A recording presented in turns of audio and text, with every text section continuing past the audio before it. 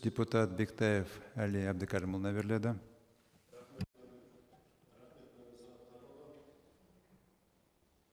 Біздің депутаттық сауалымыз премьер-министрге жолданады. Құрметті Әлихан Асханұлы, осы депутаттық сауалға себеп болып отырған 2022-2023 жылдарға астық нарығында қалыптасқан жағдай. 2022 жылғы қолайлы ауа райы астықты жақсы өнім алуға мүмкіндік берді. Бидайдың жалпы өнімі 16 миллион тоннадан асты. Бұл соңғы 10 жылдағы ең жоғары көрсеткіш. Осыған қарамастан өткен жылдың күзінен бастап астық нарығының проблемалары көбеймесе азайған жоқ. Себебі көршілес Ресей мемлекетінде бұрын соңды болмаған 104 миллион тоннадан астам астық жиналды. Бұл Қазақстан нарығына үлкен салмақ түсірді. Заңды, заңсыз өтіп жатқан көршілердің астығы біздегі бидай бағасына кері әсер етті. 2022 жылдың ақпаны мен шілде айларында қазақстандық астықтың бағасы тоннасына 150-155 мың теңге болатын. Ал ағымдағы жылдың сәуір айында 95-97 мың теңгеге дейін күрт төмендеді. Астықтың сатылмауына байланысты қоймаларда шамамен 3,8 миллион тонна өтпелі қалдық қалып отыр.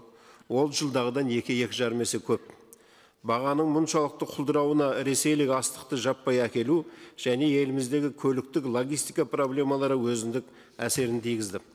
Қазақстан Республикасы Ауыл шаруашылығы министрлігінің Ресей бидайын автомобиль көлігімен әкелуді шектеу арқылы қабылдаған шаралары бағаның одан әрі төмендеуіне аз да болса тежеуге мүмкіндік берді, нарыққа оң серпін берген жоқ. Екінші жағынан ұн тарту және құс шаруашылығы кәсіпорындарының өкілдері ішкі нарыққа импорттық бидайды кіргізуді шектеуге өз наразылықтарын білдіріп келеді. Олар үшін астық негізгі шикізат болғандықтан нарықта арзан астық барда аталмыш салалардағы экономикалық тиімділік артады деп есептейді. Осы жағдайдың өзі де астық нарығындағы тұрақты саясаттың жоқтығын байқатады. Өкінішке орай бізде ауыл шаруашылығы өнімдерін қайта өңдеу жолға қойылмай-ақ келеді. Қазақстанның астық өндірушілері мен наубайшылары дермен бизнес тиімсіз болып, жыл басынан бері өз бизнестерін Ресейге көшіріп, немесе сатып жатқанын айтып отыр. Соңғы жылдар ұн бойынша Қазақстанның экспорттық әлеуеті 2013 жылмен салыстырғанда 31%-ға төмендеген.